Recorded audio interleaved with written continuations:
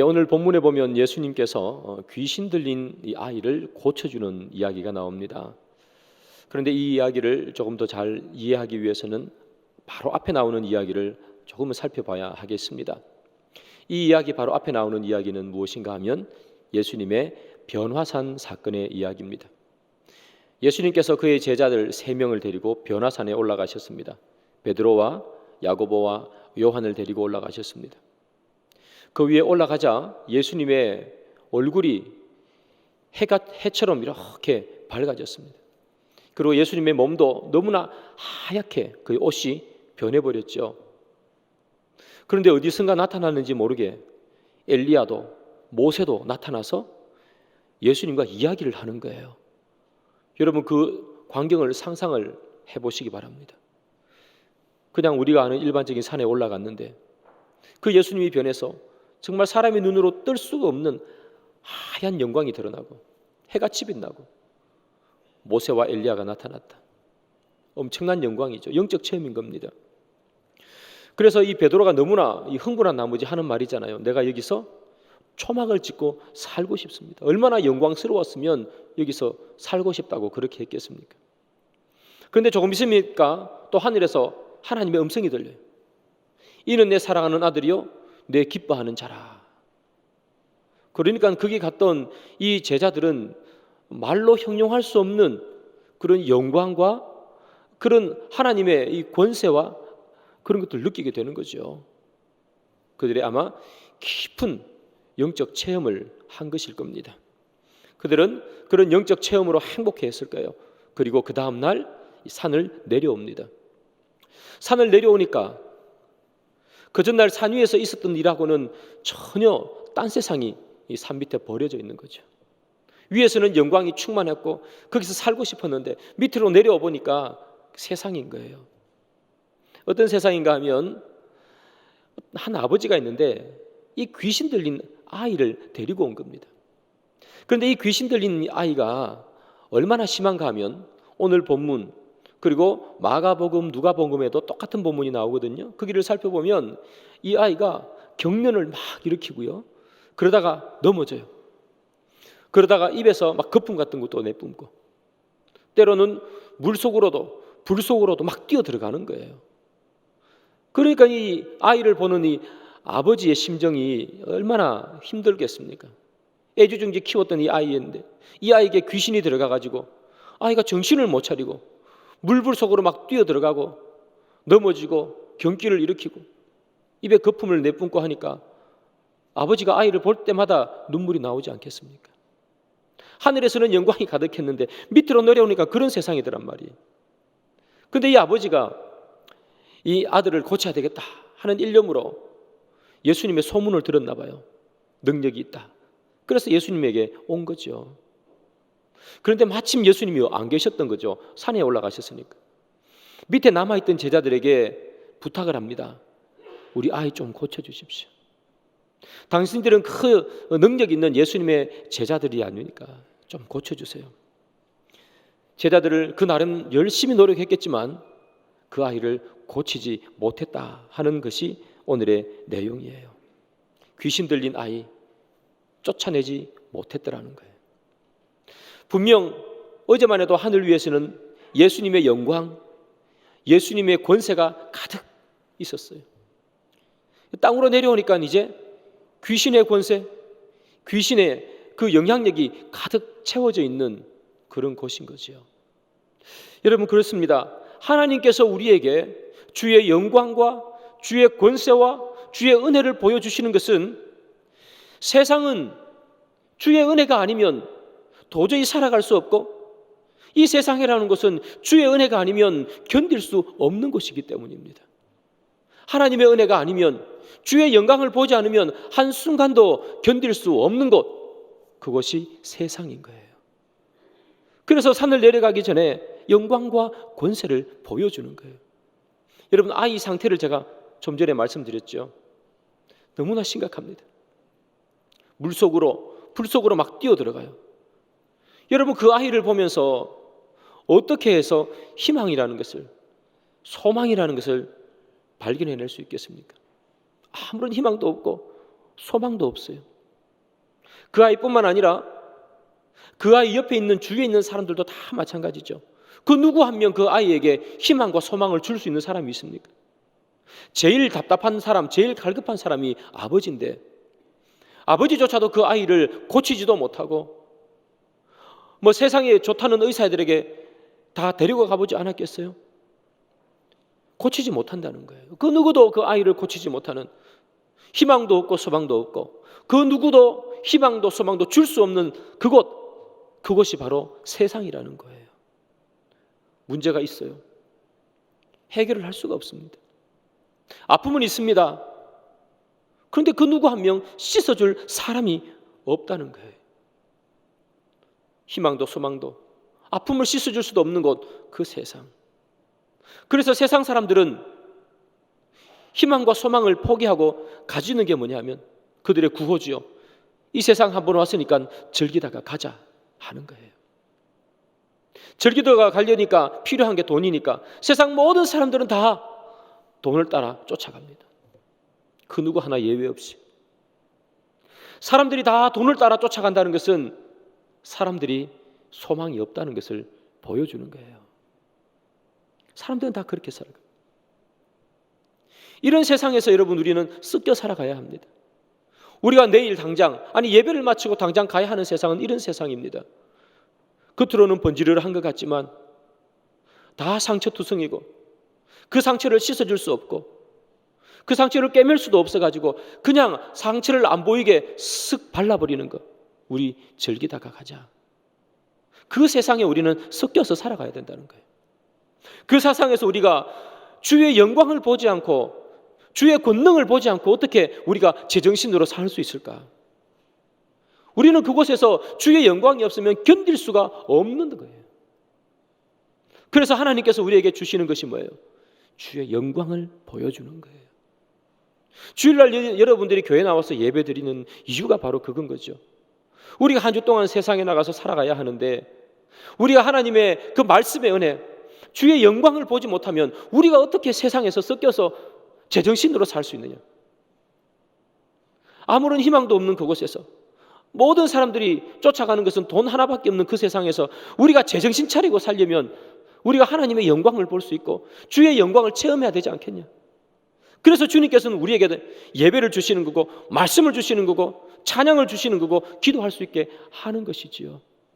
그래서 사랑하는 여러분, 주일도 마찬가지고 매일매일 마찬가지입니다. 우리가 가야 하는 세상은요, 우리가 하나님의 영광을 보지 못하면 견딜 수 없고 우리가 이겨낼 수 없는 것입니다. 그래서 여러분들이 매일매일마다 또 매주일마다 주의 영광을 구하시고 주님께서 나에게 찾아와 주셔서 주의 권세를 보여주십사 기도하시고 세상에 나가시기를 소망합니다. 예수님께서 이 제자들과 영광의 변화산을 경험한 후에 제자들과 내려오셨죠. 산 아래 내려오니까 난리가 났습니다. 사람들이 웅성웅성 모여 있는 거예요. 무슨 일인가 보니 한 아버지가 병든 아이를 데리고 왔는데 이 제자들이 못 고친 거예요. 9명이나 달라붙었는데도 못 고쳤어요. 자, 성경 말씀을 한번 보겠습니다. 마태복음 10장 1절이죠. 예수께서 그의 12제자를 부르사 더러운 귀신을 쫓아내며 모든 병과 모든 약한 것을 고치는 권능을 주시니라. 우리가 보는 성경은 마태복음 17장, 방금 읽었죠 본문은 마태복음 10장. 성경은 여러분 시간 순서로 기록되어 있지 않습니다. 뒤에 적혀 있다고 이야기가 뒷이야기는 아닙니다. 그러나 마태복음 10장 이야기는 우리 본문보다 앞에 있는 이야기는 맞습니다. 예수님께서 제자들에게 저기 보면 모든 병과 약한 것을 고치는 권능을 주셨다. 그렇게 기록하고 있죠. 예수님께서는 이미 제자들에게 병 고칠 수 있는 권능을 부여해 주셨어요.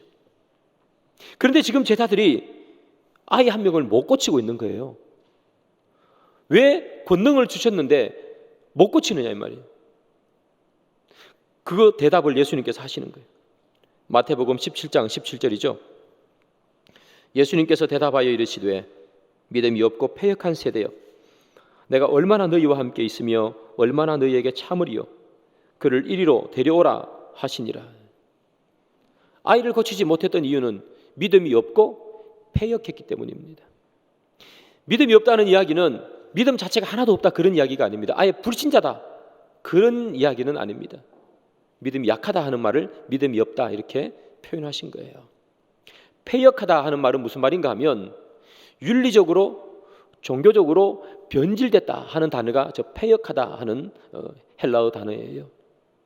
다시 말하면 그들의 믿음이 너무나 약해진 것을 의미하는 거죠. 여러분, 그렇다면 이 사람들은 예수님께서 믿음이 없고 패역했다 이렇게 되어 있는데 왜 믿음이 없고 왜 패역해졌을까? 왜 예수님께서 그렇게 얘기하셨을까요? 예수님의 제자는 12명입니다. 그런데 12명 중에 예수님께서는 3명을 데리고 변화산에 올라가셨습니다. 베드로, 야고보, 요한이죠. 예수님의 제자들 중에 제일 똘똘한 사람 이 3명을 데리고 올라간 겁니다. 자, 그러면 나머지 9명은 어떤 생각이 들었을까요? 기분이 엄청 나쁘겠지요. 아니, 똑같이 고생하고 똑같이 예수님 따라다니고 똑같이 우리도 제자인데 3명은 뭔데 데리고 가고 우리는 뭔데 남겨놓냐고요. 저라도 기분 나쁠 것 같습니다. 제 기분이 나빴을 겁니다. 아니, 그 3명만 사람이야? 제자야? 나도 제자인데. 그런 생각을 품고 있을 쯤에 귀신 들린 아이를 데리고 아버지가 왔습니다. 좀 고쳐주십시오. 그러니까 이 제자들이 생각한 게 뭘까요? 그래? 뭐 우리가 고칠 수 있지. 그 3명만 뭐 능력이 있나? 나도 예수님의 제자인데 나도 옛날에 귀신 쫓아내봤어 하는 거죠. 여러분 누가복음 10장 17절 봅시다.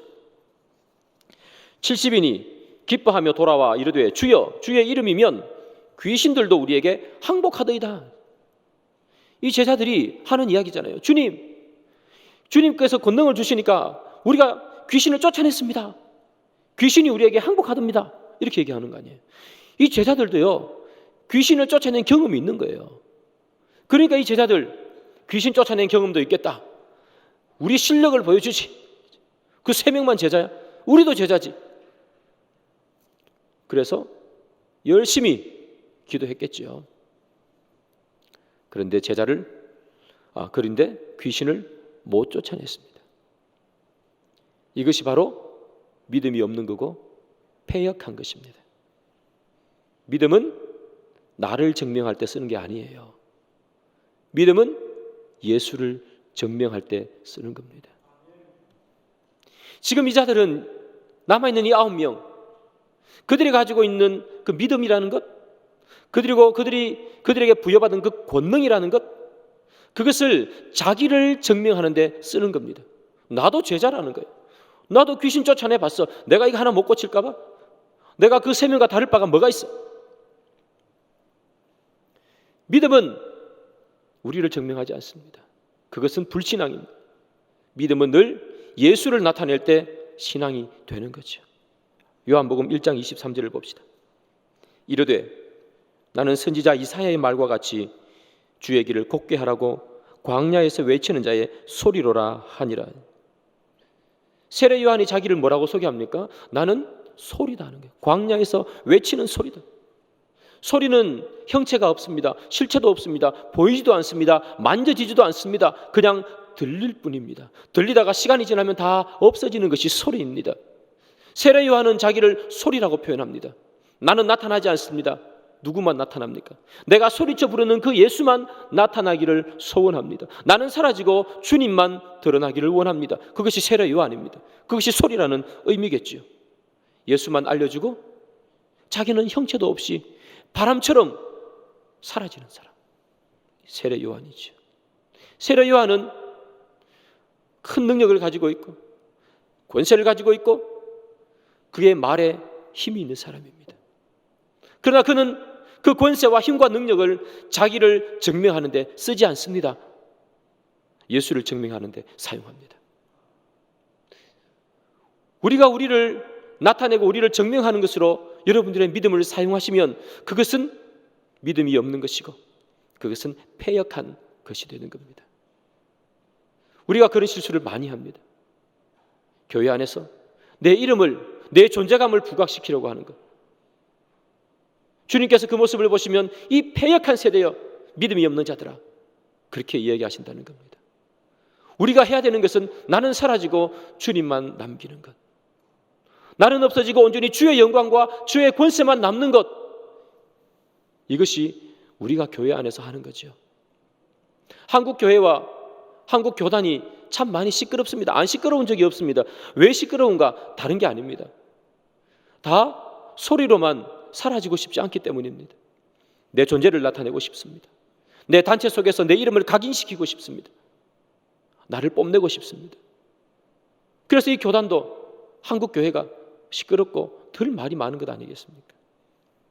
사랑하는 여러분, 진짜 믿음, 주님께서 원하시는 그 믿음이라는 것은 나는 사라지고 주님만 남는 것이라는 것을 기억하십시오. 우리가 남으면 예수가 사라집니다. 그러나 우리가 사라지면 예수가 남습니다. 우리는 믿음이 없는 패역한 그런 이야기를 듣지 않는 우리가 되기를 소망합니다. 제자들이요, 아이를 못 고쳤어요. 9명이나 되는 사람이 달라붙어 가지고 그 아이를 못 고치더라는 이야기예요.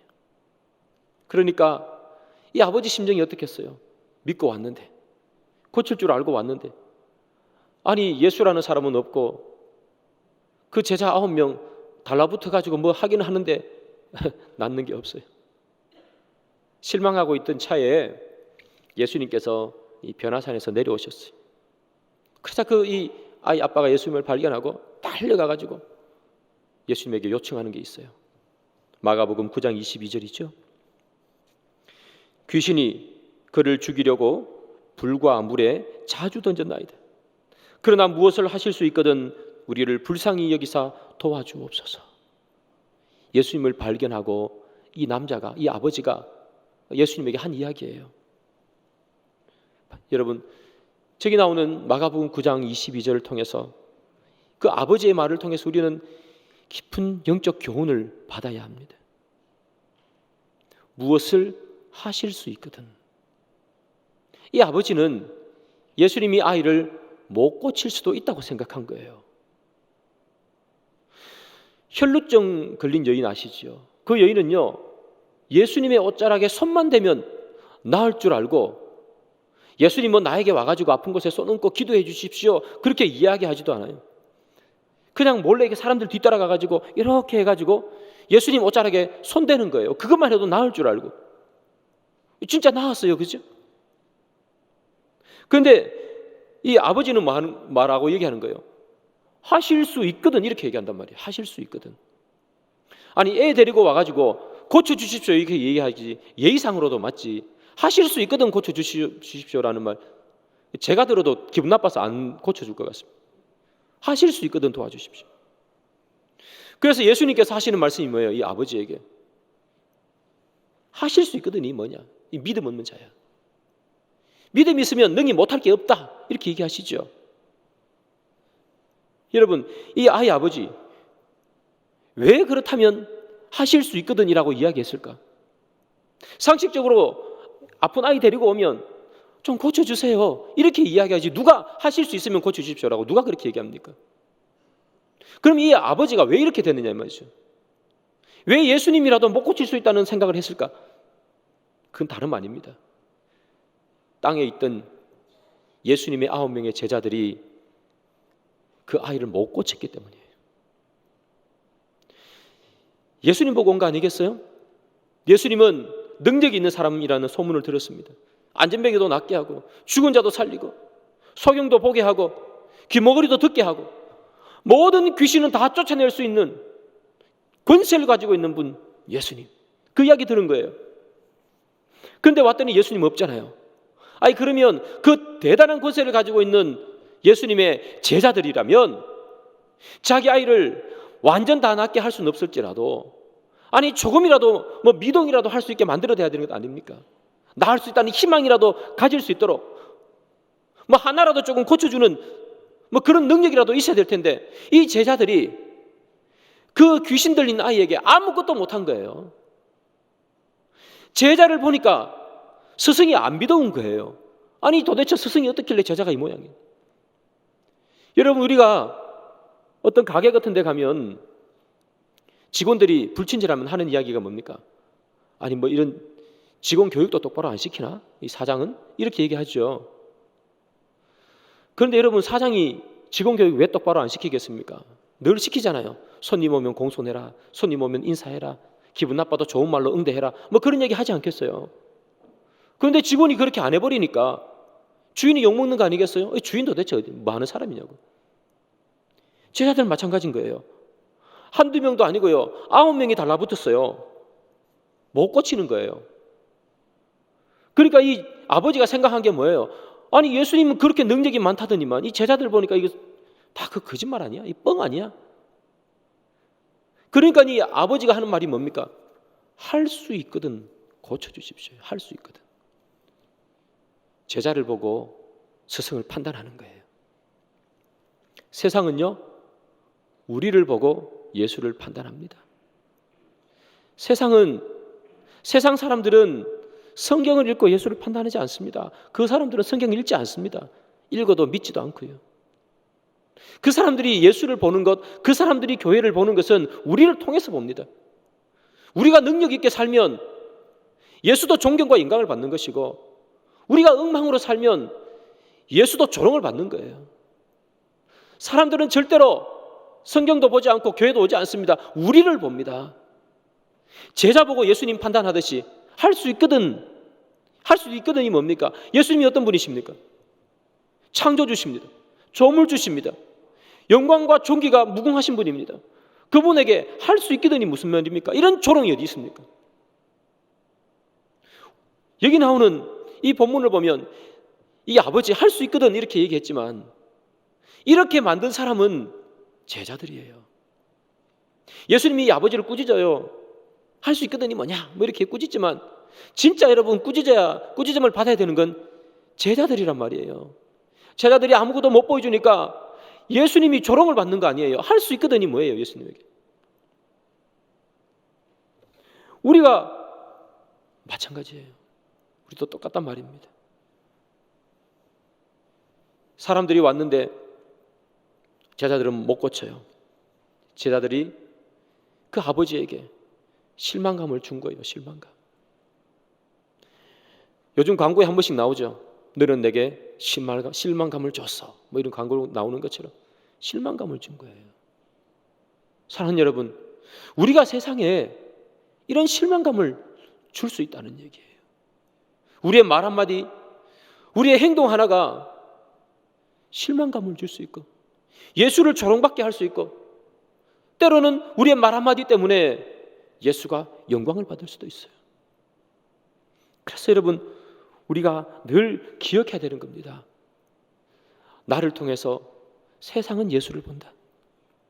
나의 말과 나의 삶을 통해서 세상은 교회를 바라본다. 이 아버지가 느꼈던 이 실망감, 누가 줬느냐? 제자가 준 거예요. 제자. 우리가 그 실망감을 세상에 주지 않기를 소망합니다. 예수님은 이 아버지의 말이죠. 할 수 있거든 고쳐주십시오. 그 말을 듣고 예수님께서 꾸짖으시죠. 할 수 있거든이 뭐냐? 믿는 자에게는 능치 못할 일이 없느니라. 그렇게 이야기하시고 그 아이를 고쳐주셨어요. 아이를 고쳐주고 그 아버지 얼마나 기쁘겠습니까? 아이 데리고 이제 집에 갔습니다. 다 흩어졌습니다. 이제 예수님과 제자들만 남았습니다. 이 제자들 얼마나 부끄럽고 또 주님 보시기에 미안했겠어요. 제가 볼 때는 좀 침묵이 흘렀을 것 같아요. 할 말이 없는 거죠.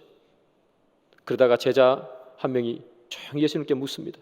예수님, 우리는 왜 귀신을 쫓아내지 못했습니까? 그러자 예수님께서 대답을 해주시는데요, 너무너무 유명한 말씀이죠. 마태복음 17장 20절입니다. 이르시되 너희 믿음이 작은 까닭이니라. 진실로 너희에게 이르노니 만일 너희에게 믿음이 겨자씨 한 알만큼만 있어도 이 산을 명하여 여기서 저기로 옮겨지라 하면 옮겨질 것이요 또 너희가 못할 것이 없으리라. 이렇게 대답하셨어요. 제자들이 귀신을 쫓아내지 못한 이유를 예수님께서는 너희들이 믿음이 적었기 때문이다 이렇게 표현하십니다. 믿음이 적었다. 믿음이 없다가 아니고 적었다 이렇게 표현하시죠. 그러면 믿음이 어느 만큼 적었느냐? 방금 읽은 본문에 보면 겨자씨 하나를 만한 믿음만 있으면 이 산을 들어서 저 산으로 옮길 수 있다 이렇게 표현하시죠. 이 말씀을 하신 이유는 너희 제자들은 겨자씨 하나를 만한 믿음도 없다 이런 얘기입니다. 굳이 겨자씨라고 표현한 이유는 그냥 사람이 표현할 수 있는 가장 작은 것을 표현하다 보니까 겨자씨 이렇게 표현한 겁니다. 겨자씨 자체에 어떤 특별한 의미보다는 겨자씨. 여러분, 이 제자들은 겨자씨 하나를 만한 그런 믿음도 없었습니다. 자, 그러면 이 겨자씨 하나를 만한 믿음은 어떤 믿음인가? 헤르만 리델보스라는 유명한 신학자가 있습니다. 그 사람은 신학교 다니는 사람이면 누구나 다 아는 아주 유명한 사람인데요. 그 사람이 쓴 마태복음 주석 학원을 보면 이 겨자씨 하나를 만한 믿음에 대해서 잘 소개합니다. 겨자씨 하나를 만한 믿음이라는 것은 마태복음 13장에 나오는 겨자씨 비유와 관계를 갖고 있다는 거예요. 마태복음 13장으로 가면 겨자씨 하나가 뿌려집니다. 그러면 이 겨자씨가 땅을 뚫고 이렇게 나와가지고 그 작은 씨앗이요, 옆에 있는 풀보다 더 크게 자라가지고 큰 나무를 이루어요. 큰 나무를 이루고 새들이 와가지고 거기 앉는다 이렇게 표현하죠. 겨자씨 아주 작은 거예요. 훅 불면 날아갈 것 같고 그냥 죽을 것 같고 아무런 힘도 없을 것 같고 너무나 미약한 이 작은 겨자씨 하나가 땅을 뚫고 나오는 거예요. 그 겨자씨, 작은 겨자씨 안에 뭐가 있는 거예요? 생명이 깃들어 있는 거예요. 그래서 그게 땅을 뚫고 나와가지고 큰 나무를 이루어버린 거예요. 그래서 이 겨자씨만한 믿음이란 어떤 믿음인가? 그럴듯한 말로 펼쳐지는 믿음이 아니라 내적 능력과 하나님에 대한 우직한 믿음을 통해서 위대한 일의 시작을 형성하는 믿음, 그렇게 기록하고 있어요. 근데 신학자다 보니까 이 말이 좀 어렵죠. 이 조승민 목사님이라는 분이 계세요. 이분의 설교를 들어보면 너무나 쉽게 잘 설명합니다. 겨자씨만한 믿음이란 어떤 믿음인가? 생명력이 있는 믿음이다. 겨자씨는 너무 작아서 날아가서 없어질 것 같고 밟으면 죽을 것 같고 이거 뭐에 쓸 것인가? 아무런 힘도 없을 것 같은 작은 겨자씨 하나이지만 그것이 땅을 뚫고 나오고 겨울에 부는 비와 바람, 눈보라를 다 이겨내고 수많은 역경과 고난을 견뎌내고 이 작은 씨앗 하나가 그 속에 생명력이 움터 있으니까 나무를 만든다는 거예요. 나무를 만들어서 온갖 새가 다 와서 그 위에 거하더라는 거예요. 그것이 생명력 있는 믿음, 겨자씨 같은 믿음이라는 거예요. 어떤 고난과 어떤 유혹과 어떤 아픔이 찾아오더라도 예수님에게 붙어서 예수님에게 떨어지지 않는 그 믿음, 생명력이 있는 믿음, 그것이 바로 겨자씨 같은 믿음이라는 거예요. 그것은 겨자씨 같은 믿음은 생명력 있는 믿음이라서 죽은 믿음이 아니라는 겁니다. 죽은 믿음이라는 것은 겉모습만 보이는 믿음이에요. 경건에 능력은 없고 경건에 모양만 있는 믿음, 흉내만 내는 믿음. 흉내만 내는 믿음에는 여러분 생명이 없습니다. 왜냐? 흉내는 내는 것 안에는 그것은 가짜기 때문에, 흉내내는 것은 가짜기 때문에 그 안에는 생명이 거할 수가 없다는 거예요. 진짜 흉내내는 것이 아니라 진짜 믿음, 겨자씨 같은 믿음, 그 믿음은 어떠한 역경도 뚫어내는 생명력이 있다. 그것이 바로 겨자씨 같은 믿음이다. 그 겨자씨 같은 믿음이 있으면 이 산을 들어 저 산으로 옮길 수 있다. 우리가 가져야 되는 믿음이란 바로 생명력 있는 겨자씨 한 알 같은 믿음이라는 거예요. 여러분, 우리가 왜 세상에서 능력이 없이 늘 세상에서 지며 굴복하며 사는가? 예수를 몰랐어도 아니고 성경을 몰랐어도 아니고 교리를 몰랐어도 아니고 우리가 가지고 있는 그 믿음에 생명력이 없기 때문에, 힘이 없기 때문에 예수를 알고 예수를 듣고 성경을 알지만 아는 것에 그치더라. 생명, 살아있는 힘이 없더라. 어려움과 역경을 뚫어낼 수 있는 그 어마어마한 에너지가 우리의 믿음 속에 없더라 하는 거예요. 제자들은요, 귀신을 쫓아내는 권능을 부여받았어요. 권능을 부여받았음에도 불구하고 왜 못 쫓아내는가? 왜 권능이 사용되지 않는가? 생명이 없으니까. 생명이 없으면 살릴 수가 없는 거예요. 여러분, 하나님께서 우리에게 많은 것을 주셨어요. 그런데 우리가 받은 그 많은 것들, 그것이 생명을 살려내는 데 사용하지 않으면 우리가 주님 앞에 받은 그 권능은 다 쓸모없는 쓰레기가 됩니다. 하나님께서 여러분들에게 뭘 줬을까요? 힘을 주시고 권세를 주시고 경제력을 주시고 세상의 권력도 주시고 다 각자 받으셨겠죠.